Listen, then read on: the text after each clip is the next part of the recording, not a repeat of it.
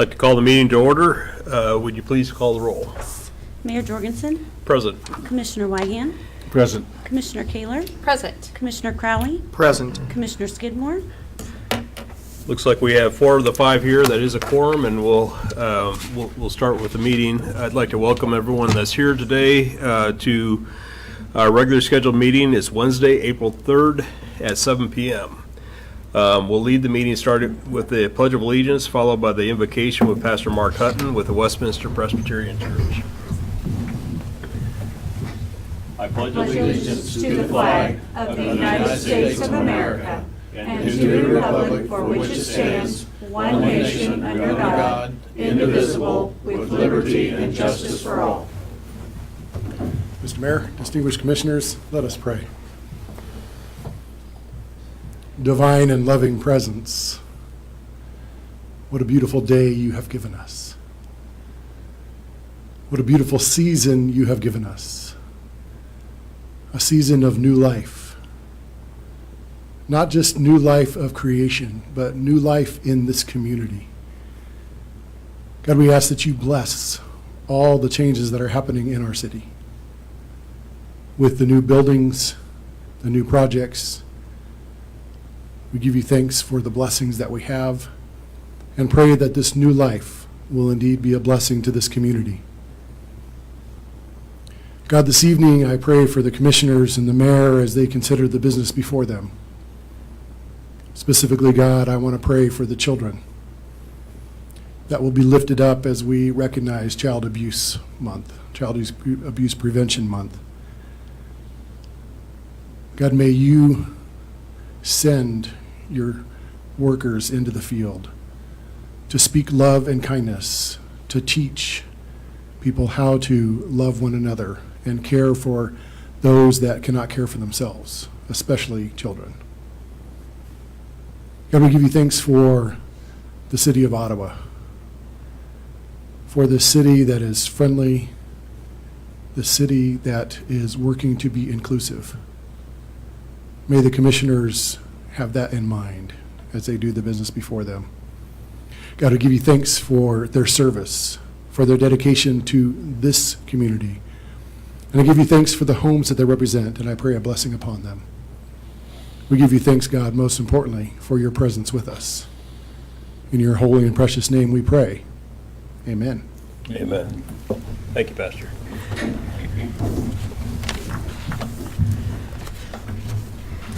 That'll lead us on to the consent agenda, items 6 and 8 through 8, which include the minutes from the March 4th, 2019 study session, the March 6th, 2019 regular meeting. Also, the appointments of John Martinet, Brian North, Joseph Thomas, Josh Walker, and David Woogie to the Construction Board of Appeals, as well as today's agenda. Mr. Mayor, Commissioner. I move that we approve the the consent agenda as described. I second it. It's been moved and seconded to accept the consent agenda. Although, is there any discussion? Hearing none, we'll proceed to vote. All those in favor say aye. Aye. Opposed, nay. Motion carries. That moves us on to the regular agenda, public comments. Persons who wish to address the City Commission regarding items on the agenda may do so as that agenda item is called. Persons who wish to address the City Commission regarding items not on the agenda and that are under the jurisdiction of the City Commission may do so at this time when called upon by the mayor. Comments on personnel matters and matters pending in court or with other outside tribunals are not permitted. Speakers are limited to 3 minutes, and any presentation is for informational purposes only. No action will be taken. We do have an individual that would like to speak to us today, Mr. Dale Nadler. Would you like to come forward and address us? And just for the record, Dale, if you could state your name and address. Thank you very much. My name is Dale Nadler. He had it pronounced correctly, too. He was worried about it. I am with Reese across Franklin County. I'm the treasurer for it. And I am here tonight to see if we can't talk you guys into maybe donating a little bit of money to help us. We are presently found out the other day there are 18 cemeteries in this county. We were not aware of that ourselves. So we are estimating that we need there are about 3,500, 4,500 fallen comrades in the county, and right at present, we have roughly 2,100 wreaths to put on them. So we're looking for more money so that we can buy more wreaths, more ribbons, and we can put them out each Christmas for a 30-day period, and on our Highland, Hope, all the local cemeteries that we can get enough wreaths for. The local Boy Scouts, Girl Scouts, 4-H members, kids are the ones that put them out for us. We do appreciate that. Without them, we would be lost. So that's what I'm here for, is to try and see if we can talk to you about maybe giving us a possible donation. And I also want to challenge all the departments in the city to see who can come up with the most money. Okay? And Mr. Nadler, how much do the wreaths cost a piece? It varies. We were paying in the neighborhood right about $10 a piece. The company I was getting them from lost their supplier, and then they got a new supplier, which was double of what we were paying. So we've been looking elsewhere. We've been fortunate where Hobby Lobby has been working with us. At the end of the Christmas holiday seasons, they have wreath left over, and they've been selling them to us at a discount, but it's still not enough. We're able to buy more, obviously. It's less than $10, but it's still not enough. So we're still looking to find other suppliers. Okay. Now, we also, this paper that I handed out to you folks, I'll turn it around so maybe they can see it. We are a 501c3 now, and anything with $50 or more, I can give you one of these, and it can be signed by any of our commissioner or our officers of it now.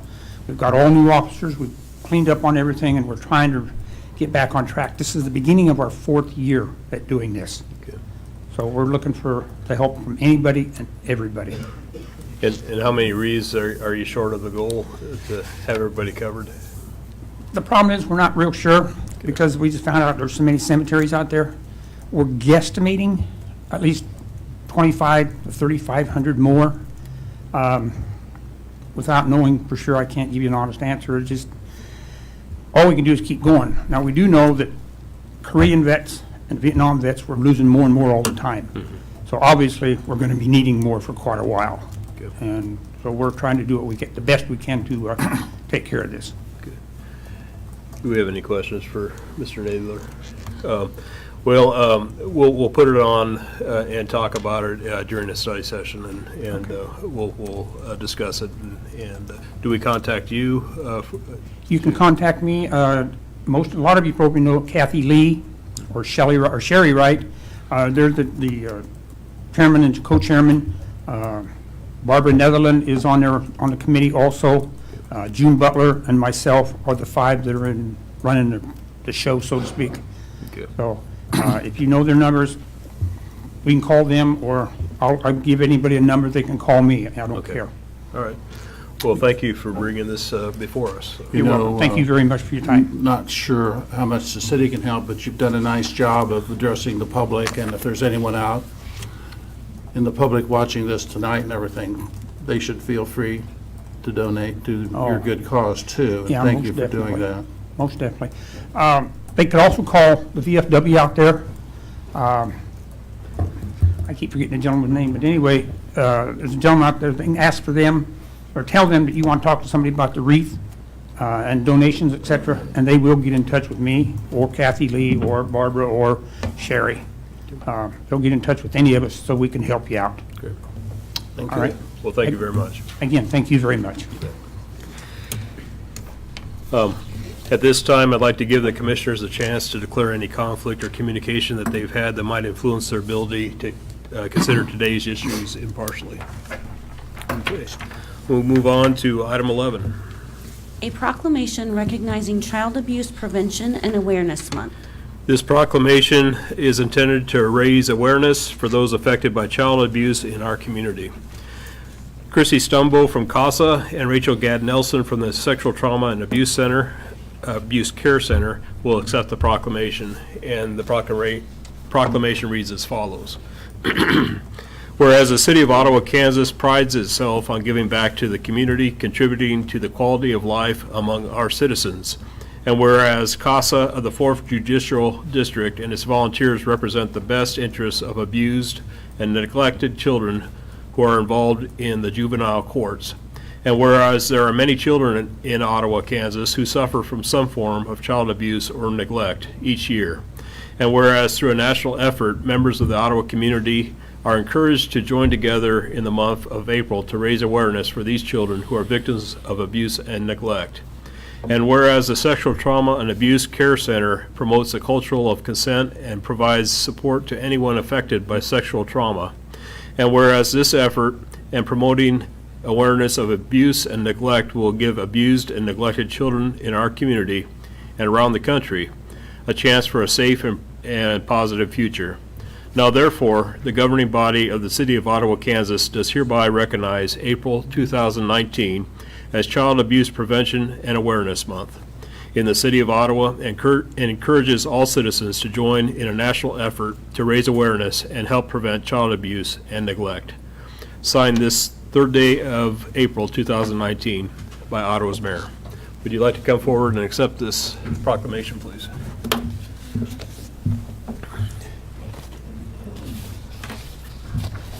And we'll need to smile for the picture.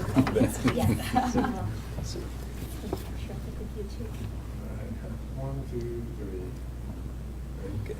Good. Thank you very much. Like say some words here? You can lower that. Wonderful. That's what I was worried about. Perfect. Thank you so much for supporting this proclamation. This is obviously not just about addressing the complex and serious issue of child abuse, but also recognizing the services that are in our community, supporting children, youth, and families, and also just recognizing that it's going to take an entire community to work together to prevent child abuse from happening in the first place. So you will probably notice later this week there will be pinwheels out at the courthouse, as well as a sign, and so we're hoping that this can really be a community-wide effort to address these concerns. We also have pinwheels for you as well to spread the awareness through the work that you're doing here in the city. So, Thank you, Chrissy. Thank you. Thank you.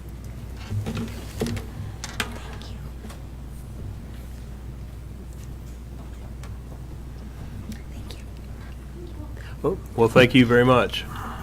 And thank you for the great work that you ladies do. That moves us on to item 12. Request for approval of downtown tree replacement plan.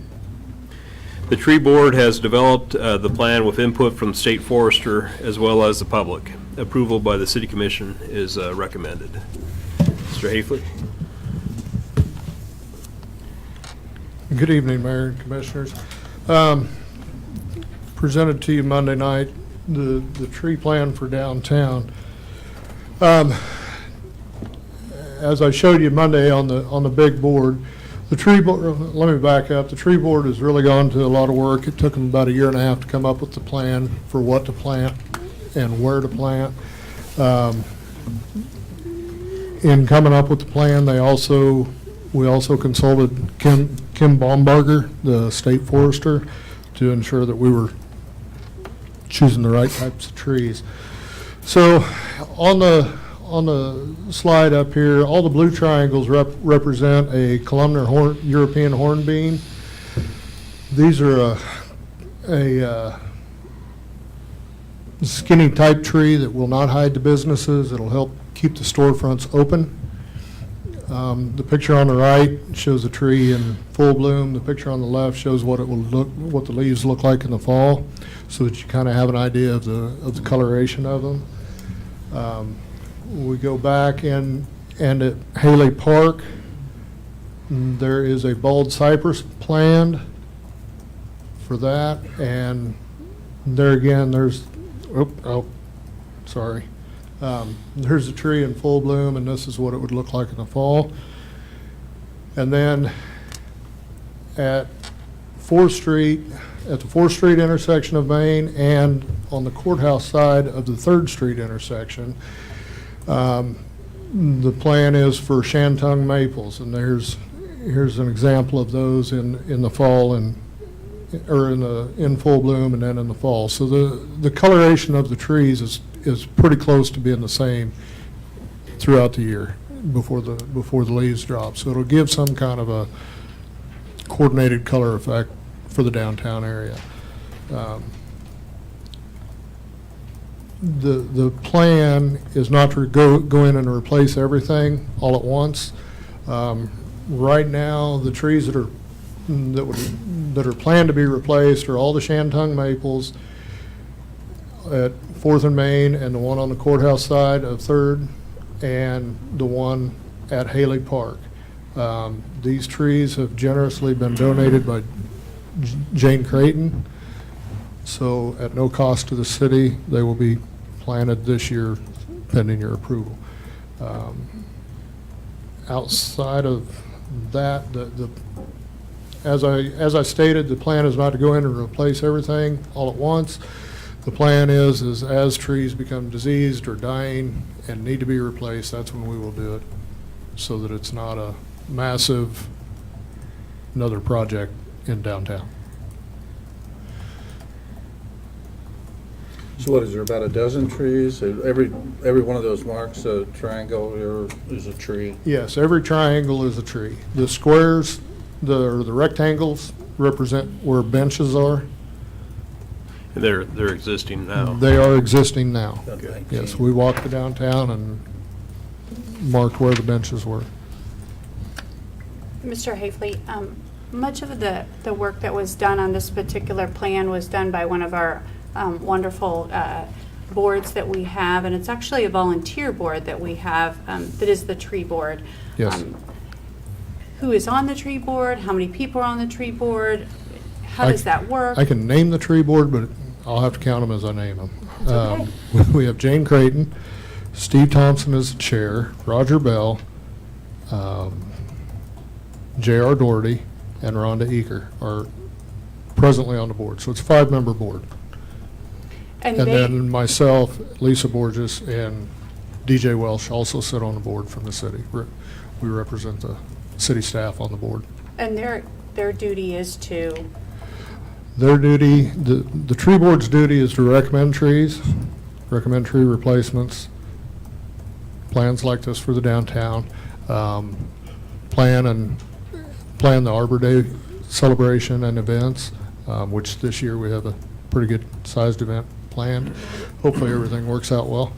But outside of that, that's their primary charge. and I think that we don't realize how important trees are to our community until they're gone. So the forethought that tree board actually gives to planting trees and making sure that they're there, and aesthetically, they really add to our community, so thank them. Yeah, I sure will. And I also want to point out that if anybody in the community wants to learn more about trees, Arbor Day is coming up, I believe, later this month. I know it's later this month, I just can't remember the exact day. I think it's, The 27th. there you go. Thank you, Mayor. But we're going to have an event in Forest Park and highlight a couple of the trees down there and have a tree planting as well. But anybody in the community can contact anyone on the tree board if they're wanting any type of advice on on trees.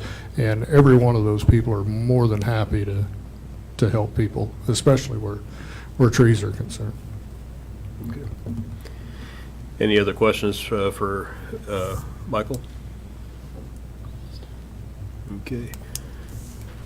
Do I hear a motion? Mr. Mayor, Commissioner, I'll make the motion to approve item 12 as on our agenda. is there a second? I'll second. So moved and seconded to approve item 12 of the agenda. Is there any discussion? Hearing none, let's proceed to vote. How do you vote, Commissioner Weigand? Yes. Commissioner Kaler? Yes. Commissioner Crowley? Yes. Mayor Jorgensen? And I vote yes, motion carries. That moves us to item 13. Request for approval of bids for 2019 street rehabilitation. The city received 3 bids for the mill and overlay project and 3 bids for the chip and seal project. Staff recommends the bid from Vance Brothers in the amount of $141,047.80 be accepted for the chip and seal project. They also recommend the bid from Kilo Construction, Inc. in the amount of $37,745.42 be accepted for the mill and overlay project. Michael, would you like to address this as well? Pretty much summed it up, Mayor. Just to recap on the chip seal project, since I got here 4 years ago, we've really been hitting the gravel streets in town, trying to get them chip sealed, as well as chip seal is also used for an asphalt treatment on streets that are already asphalt. So this year we kind of have a mixture in there, both streets that are already asphalt, streets that have been chip sealed, and streets that have been gravel streets that are needing to be still covered yet. We do have a few of those streets that are getting redone as we speak over on the east side of town.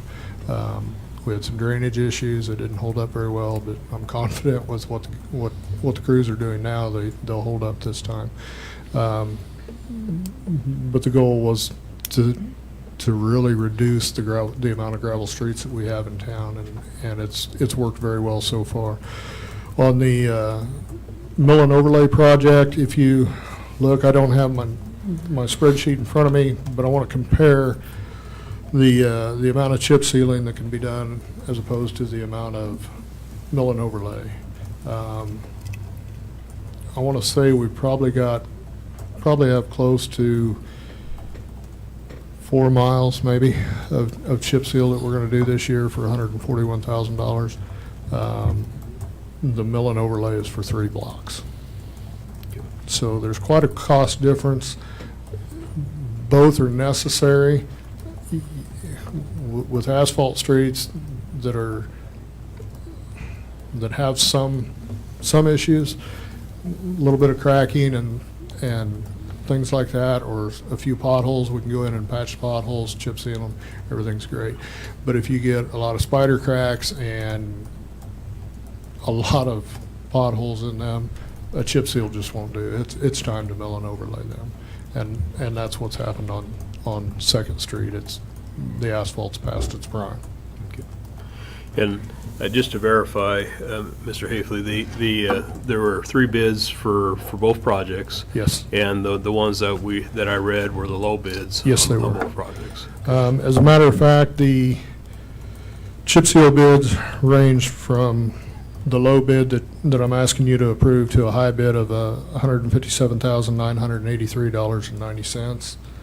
And the mill and overlay project, the low bid, which is the one we're recommending, $37,745.42, to the high bid of $56,232.30.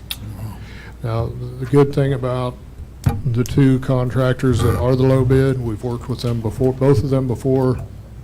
One of them is actually, Kilos is actually a local contractor. They've done a lot of work for us, and have no reason to doubt their abilities. Sure. And their quality of work. Yeah. Okay. Any other questions for Michael? Okay. Do I have a motion? Mr. Mayor, Commissioner? I move that we approve the request to approve the bids for the 2019 street rehabilitation program. I'll second it. It's been moved and seconded to approve the bids as indicated. Is there any discussion? Hearing none, let's proceed to vote. How do you vote, Commissioner Kaler? Yes. Commissioner Crowley? Yes. Commissioner Wygand? Yes. Mayor Jorgensen? And I vote yes, motion carries. Thank you. Thank you. Item 14.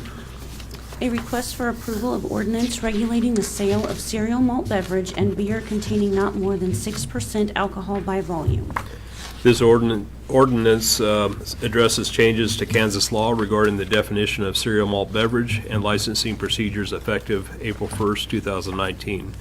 The ordinance updates the cereal malt beverage Article 3 in the municipal code. And we have Amy Finch to address us on this item.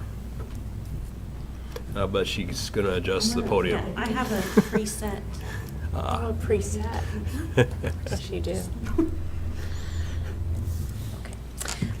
As we discussed on Monday, this ordinance really updates the definition of cereal malt beverage from Kansas laws that changed and are effective April 1.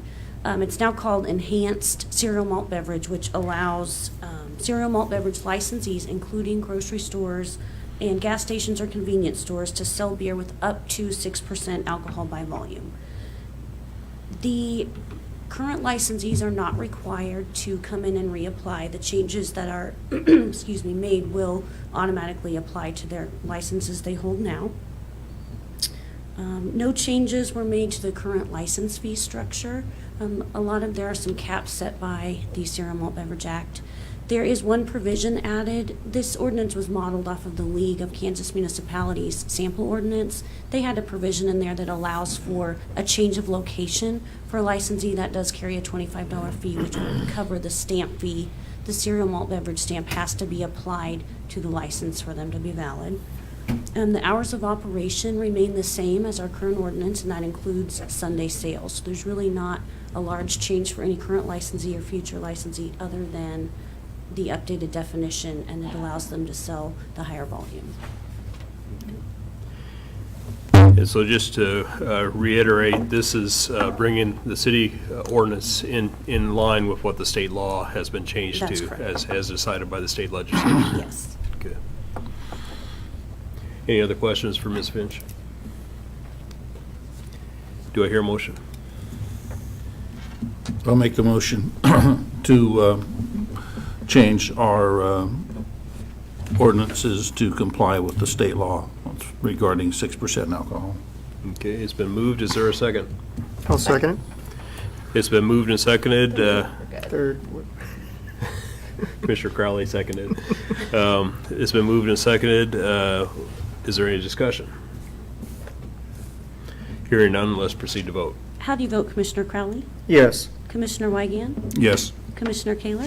Yes. Mayor Jorgensen? And I vote yes, motion carries. That moves us on to item 15. 2019 budget revisions. Staff will outline revisions made to the 2019 city budget, and we have City Manager Richard Deinstead to address us. Do you have your own setting?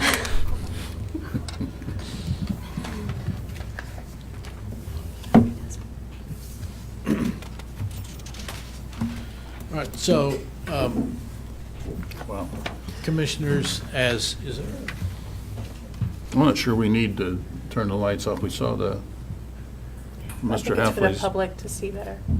presentation. Okay. all right, so, commissioners, what I'm going to do tonight is basically give you a short version of what we went through Monday and what our recommendations are to you on revisions to the 2019 budget. And for the public listening, we've been working on this since last fall, so that's important to know.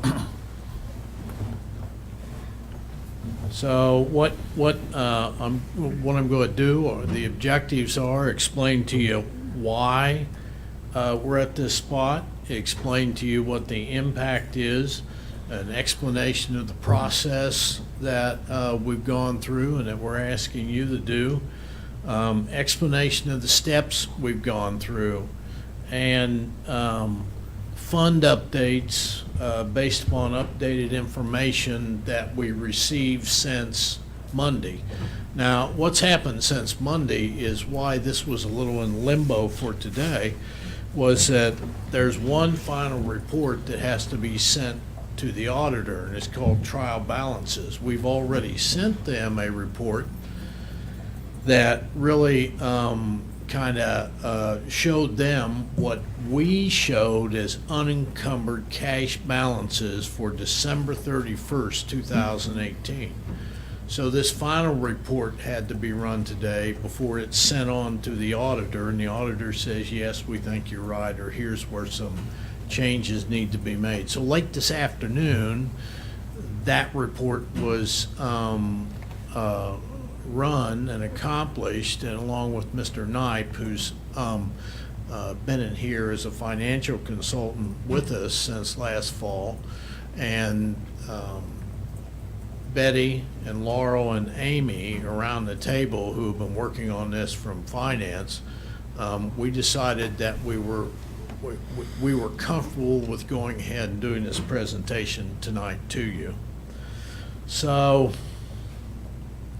here's what we do know.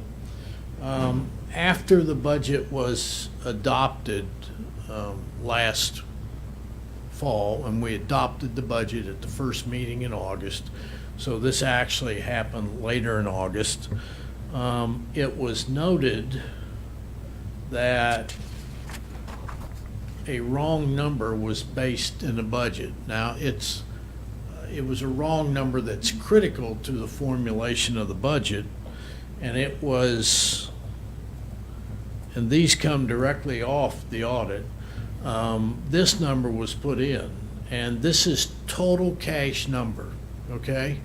So what should have been in there were these numbers that were the unencumbered audited balances. And unencumbered means that you've taken all the accounts payable out of it.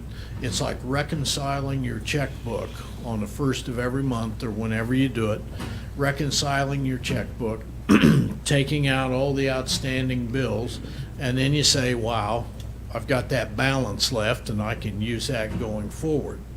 So you can see this right here is, this column is the differences between those two.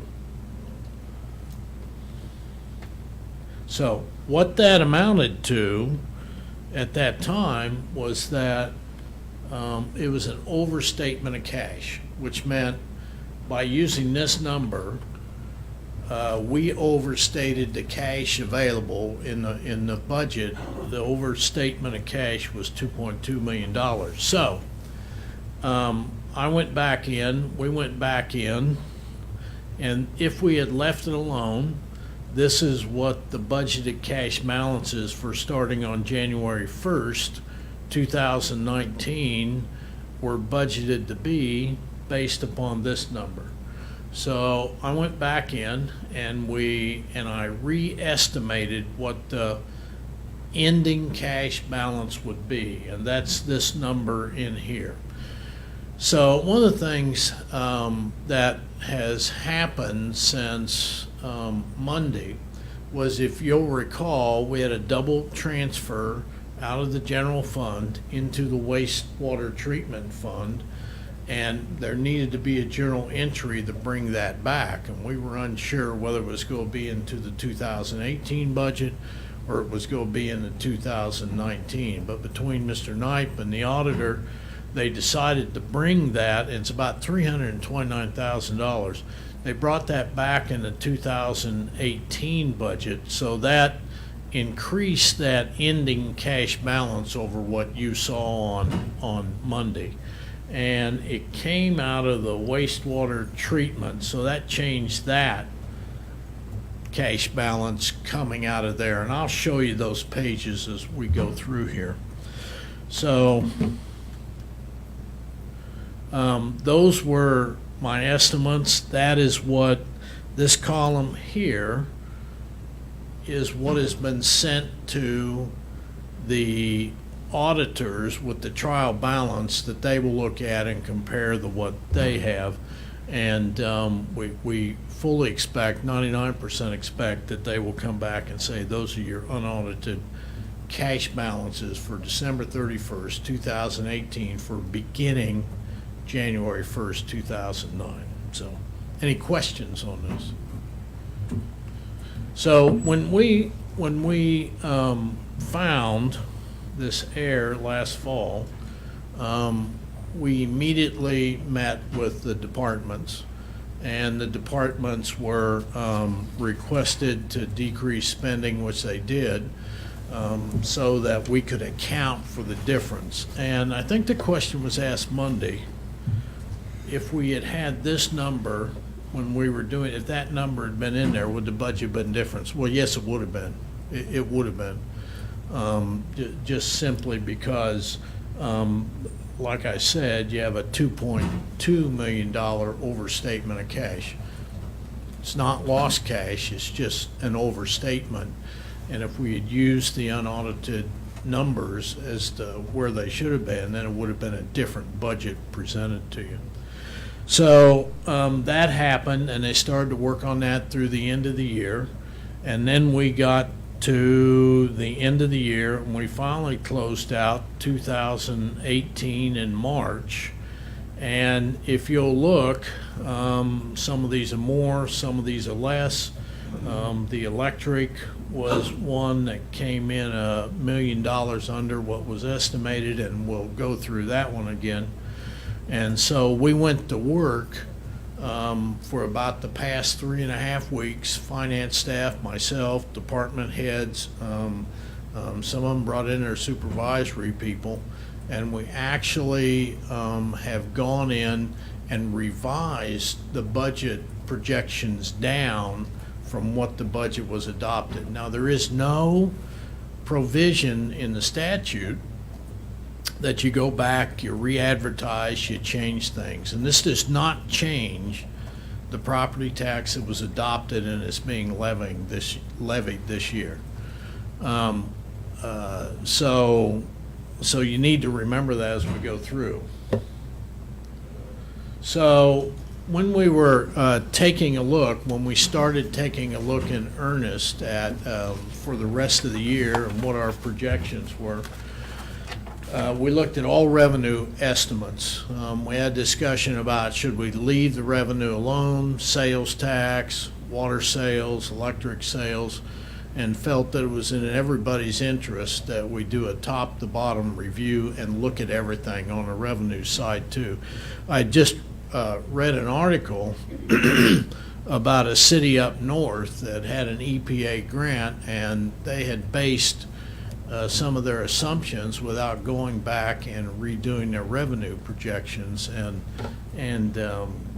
they're in a little bit of an issue with that. Well, a lot issue. So we took a look at revenue. We took a look at expenditure estimates. We took a look at capital outlay. We took a look at capital equipment. We looked at all aspects of the operating budgets. There was a COLA programmed, which we took out, and this is a good time to say, because this is a concern to all employees. The COLA came out. Department heads at that level are not taking a pay increase this year, but we left in, when evaluations are done on all other employees, we left in the opportunity for them, like we do every year, for them to receive a merit increase during that process. We were able to do that. So we took a look at, you approved, especially in the general fund, 3 new positions. I think there was one in police, there were 2, I believe, in fire, and we basically said we're not going to fund those positions. We are not going to fill those positions. We took a look at vacant positions, and we actually looked at all budgets and asked everybody to reduce, even though some of them weren't necessarily in the same shape that the others were, but it's fair to do that when you're in a situation like this. So we took a look at vacant positions, and there are a number of vacant positions that we just are not filling this year. And we also took a savings on a couple of positions that we haven't paid anything on also. So all revenues and expenditures were on the table. We took a look at the electric fund, and you will need a rate increase in there.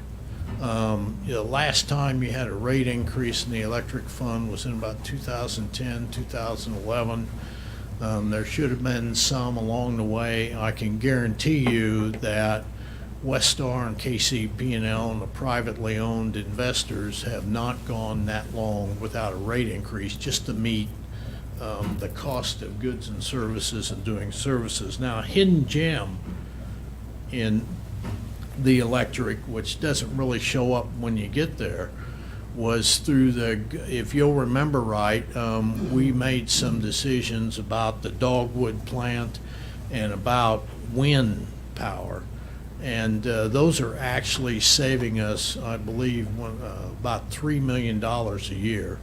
And Mr. Tharp worked with KMEA and got those numbers down. So it doesn't always show up on the balance sheet, but those are savings that come to us for making those investments, which are really better than what we thought.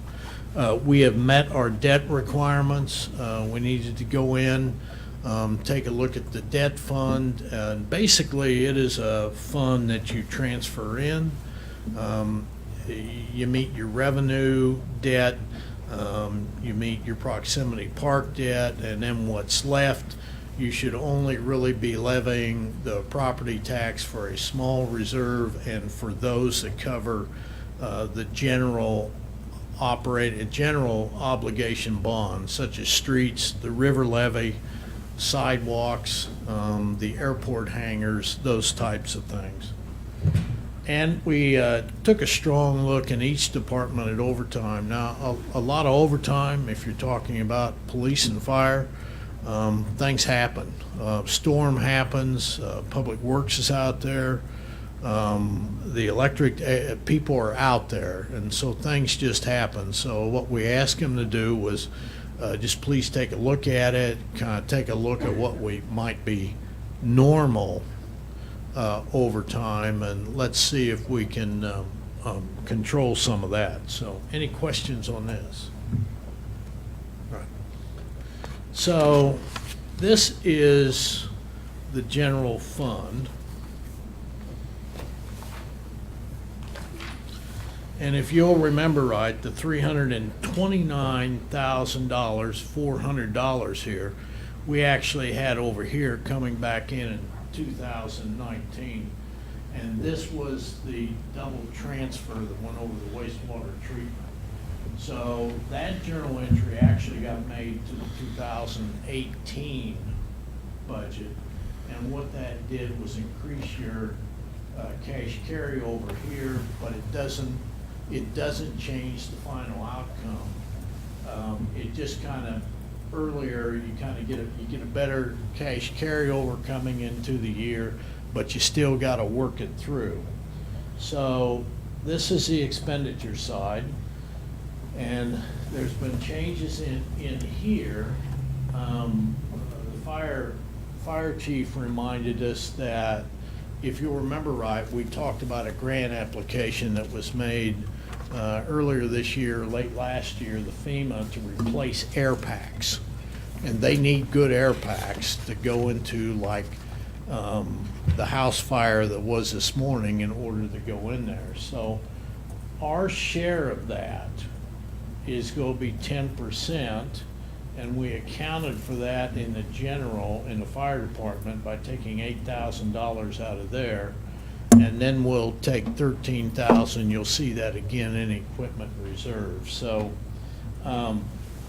if you'll remember, we had this left in here, but like we've done on the enterprise funds, this is really your estimated cash balance for the end of 2019. So we moved that down here to show, if we strictly adhere to this, things go right. This is the cash balance that we expect going into 2020. And these are the changes that were done to the budgets. And it's a $730,000 reductions. If we had done nothing, we would have been at that spot. We would have been under by about $640,000. So that's about $90,000 more than what we need. Some could argue that may be too conservative, but yet you at least have a cushion in there in case some things just don't go right. And I'd much rather do this once than have to come back to you because we didn't do enough of it up front. Any questions? Okay, so this is the auditorium. This is kind of a standalone budget. They do get ad valorem tax. They were one of the ones that came in better than expected. So we put $7,500 back into the auditorium budget because of some maintenance needs we have. This week, we've had to do some repairs on that boiler, which is pretty old. But anyway, we had to do some repairs on that boiler, so we thought it was prudent if we put that back in there. And that changes our cash carryover to about $31,000 at the end of this year.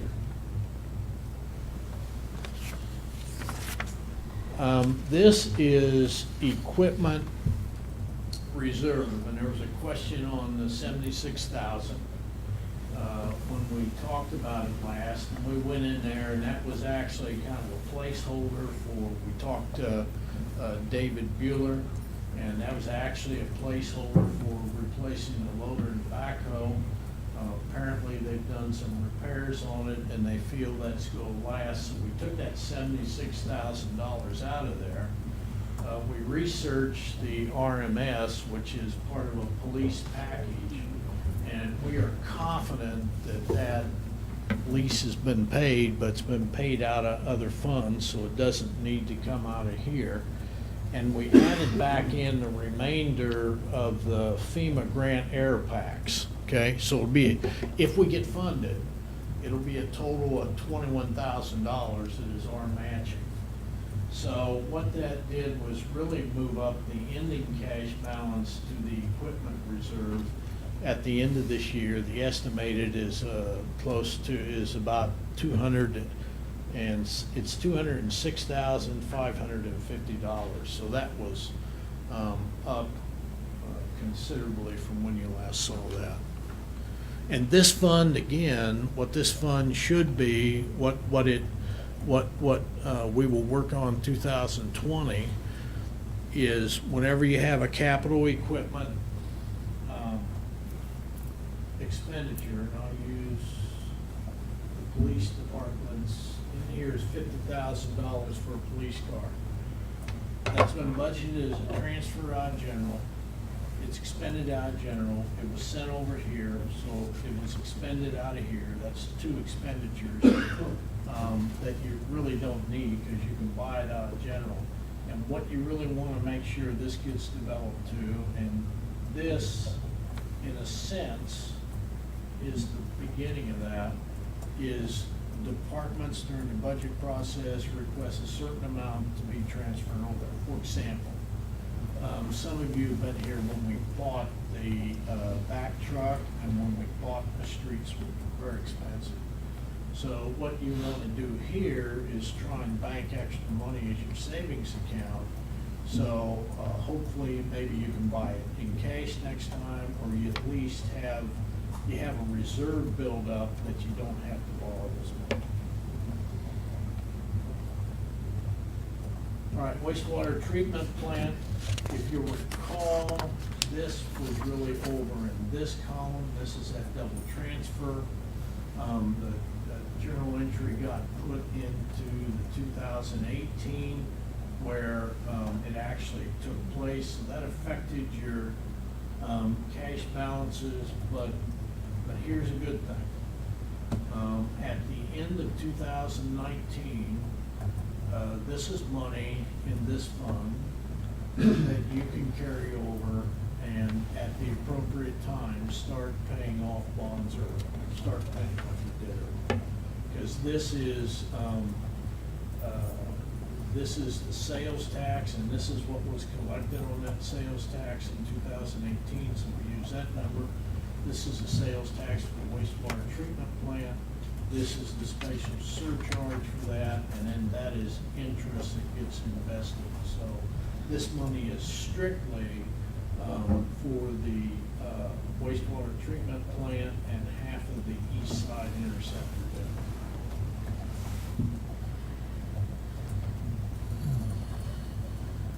This is, we did not hand this out to you, but this is your statement of indebtedness. We reworked this. This reflects all your debt. You do kind of, it's an interesting thing that you've done over the years. Dates, you actually issue general obligation bonds, but you pay them back with revenues out of a number of funds. And that's so if the revenues weren't there, in theory, you could go to the property tax, but you don't want to do that. I'll show you. This was Northeast Substation in 2007. This is the Coves. This is the one that we're paying about $95,000 a year towards those bonds, because those are the delinquency of a vast majority of the lots in there.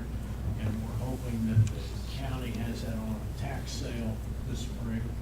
So the city at large is actually making up spatial assessments that aren't being paid, that are pledged against the property. And you formed a land bank that at the appropriate time, if you are able to get the Coves property, then there are some things that you can do in there as a sitting board for the land bank. And I'm not really well versed on it. We're going to have some help. But you can actually kind of re-amortize the debt in there and hopefully make it more affordable to selling those lots and getting them developed. This is a Northeast Water Tower that was built in conjunction with John Brown's development. I believe that was Eastgate? Eastgate. Okay, and there seems to be some new life in that. We keep getting some inquiries.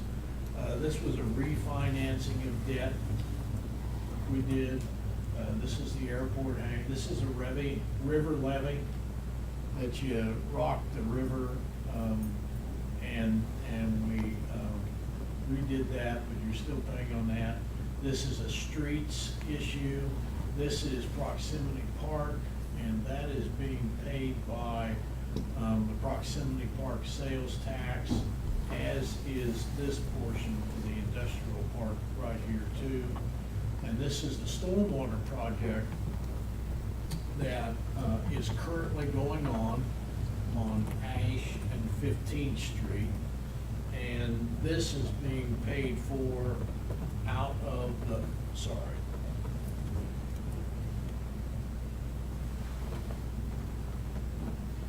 This is being paid for out of the stormwater,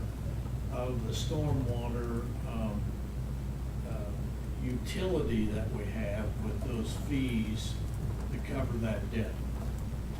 And what we think is we've actually budgeted some extra in there, so at the appropriate time, what I would hope is that you're able to pay that debt down early.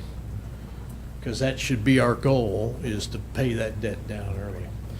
And these are loans from KDHE on the east side interceptor, the water line on Main Street, where they're putting the asphalt down, kind of getting to the end of that project. And this is the raw water line that was, I believe, accomplished almost 2 years now. This is paid for out of water revenues. That's paid for out of water revenues, and this comes out of the wastewater treatment plant operating budget and wastewater treatment plant debt. Any questions? So this is a summary of the reductions that were done, that are being presented to you. This is on the revenue side. And you see some positive numbers because there was actually more money that came in to some of those funds than what we projected. So this is a net. So $2.7 million. And what we did was we took a look at electric revenues, took a look at the estimate where it was, compared it to the last 3 years, and really noted that the revenues had underperformed by about 20% each year, even though you had a higher amount this year. We only collected 80% of what you, and what you like to do is really be conservative on those revenues so that you collect more than what you put in there. We went back and took a strong look at sales tax in the general fund. A lot of this is from that sales tax, and we just took a look at that, and we actually adjusted those sales tax numbers downwards as to what our projections were in 2019. But and you have to remember, you do the budget for the next year 6 months ahead of time. So, you know, I think some of us have argued for years to the state that if we were able to do this budget in September or October, that you'd have a lot better handle on your numbers. But, and these are the expenses that we have reduced at this point cumulatively through all the funds. And this, because of some ways it was in the computer, this doesn't, on the electric fund, really begin to do justice with that. That doesn't really mirror that $3 million worth in savings. Any questions on this? So, this is, and Amy will give you this, this is what we're asking you to approve. And again, there is nothing, there is no provision in the statute for what we're doing. But in the interest of transparency and in the interest of everybody understanding what's going on, we consulted early on. We visited with the county clerk, and we had our city attorney visit with the Department of Administration up in the state, and they suggested that this was the best way to go about this and rework those numbers and do it. So what this has in it is that this is the revised number. This is the budget authority number. That stays as your budget authority for 2019.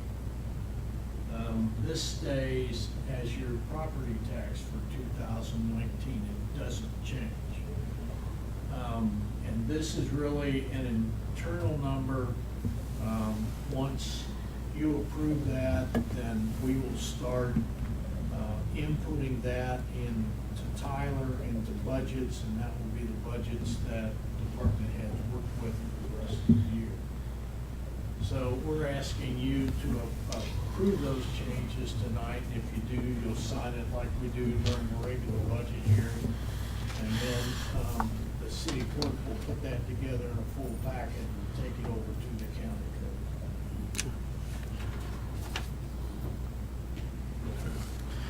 So, Can we get the lights on, please? Thank you. okay. Oh, sorry. So. Oh, we can here's still some see it. final thoughts. So the department heads and the finance staff have really put on a large share of this work to accomplish where we're at today. City employees are critical to our success. I know a number of them watched it on Monday. A number of them are watching it today. I've sent an email out to them.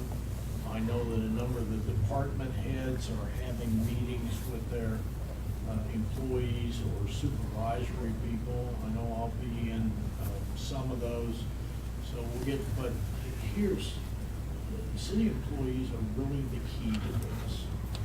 And I think department heads recognize that because they can help explore, they can help with the efficiency goals. Some of those positions we may not regain. This is really a 2-year effort. I wouldn't expect the 2020 budget to be much different than what we had. So you just should understand that for 2 years. So what does this mean to the average citizen of Ottawa? Well, they should not see any difference on a day-to-day basis. Maybe some things don't get done as fast, but they still will see the work go on, and it shouldn't affect them. There is money there for street repairs, pothole repairs, that comes out of special highway. There is money when we have a storm, we send crews out. So for the average citizen, they should not notice any difference on a day-to-day basis. There are no employee reductions, right? We were able to accomplish this through focusing on positions we haven't filled, on positions that were new we haven't filled. Now, there are some positions being filled, like in the sewer treatment area. Okay, that's a whole different fund. At this point, I've exempted police and fire from that requirement, even though we're going to review the vacancies they might have. But it is critical that we keep our public safety, our fire and police departments at the same level, giving a quality service to the community that we provide them. We have a better understanding.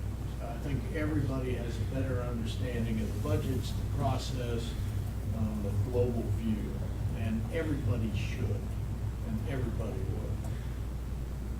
We expect, as I said, the 2020 budget not to be much different than the revised 2019 budget.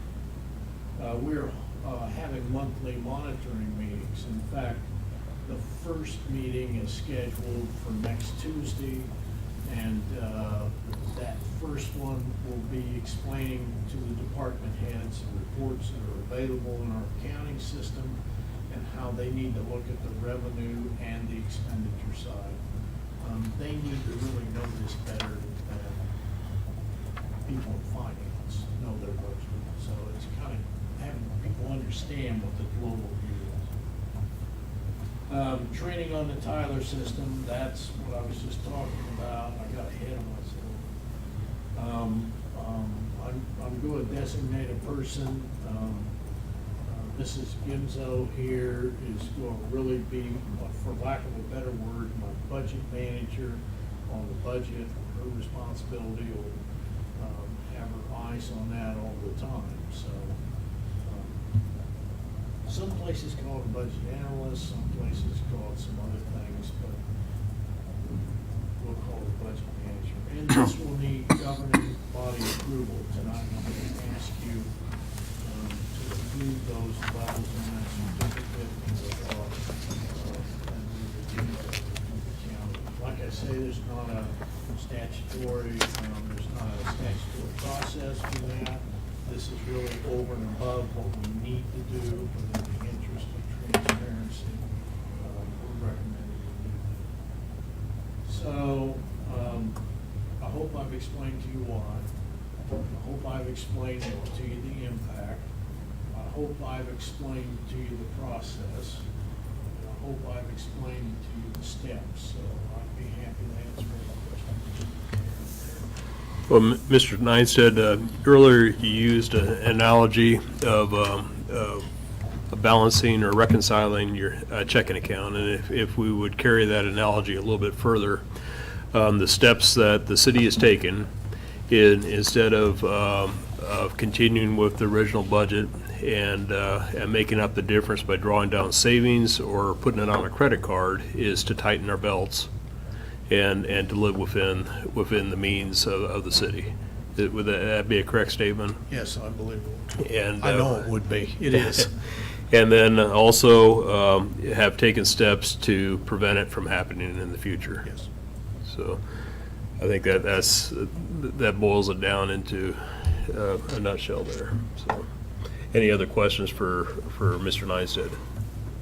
I just want to, the good news about this is that everybody does understand the budget and how complicated it is. I know I have a much better understanding of the value of and how things are sorted out as far as those cash balances are. And what I'm really impressed with and going forward is my understanding each department head will be more responsible on a daily and monthly basis for their budget rather than one or two persons in finance saying, well, you've got some money to spend or you don't. And so it gives more responsibility back to that. So it should make it more possible at budget time to know where we are rather than depending on one source. And so I think, although it's a very difficult process to go through, it is also lays a basis for going forward. And so it's good to go through this, and like Blake said, it's just being responsible with the money, and hopefully it doesn't happen again. Any other questions for Mr. Neinstead? Okay. Do I hear a motion? I so move that we would adopt the revised budget. So moved by Commissioner Wygand. Is there a second? I'll second. Seconded by Commissioner If I Kaler. may- If I may, before you. Sure. Is there If any I may, discussion? Mayor, We'll ask- please. Yes. What the city clerk gave you for your records, and it'll be a part of the public file, is you not only have the certificate, but you have the entire 2019 budget with what was approved in August of 2018 and the revised numbers. Okay. Appreciate that. Is there any further discussion? Hearing none, let's proceed to vote. How do you vote, Commissioner Wygand? Yes. Commissioner Kaler? Yes. Commissioner Crowley?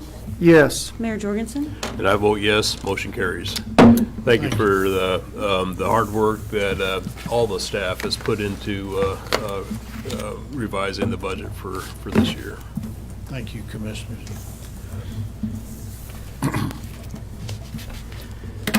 Okay, that moves us on to item 16, report by the city manager.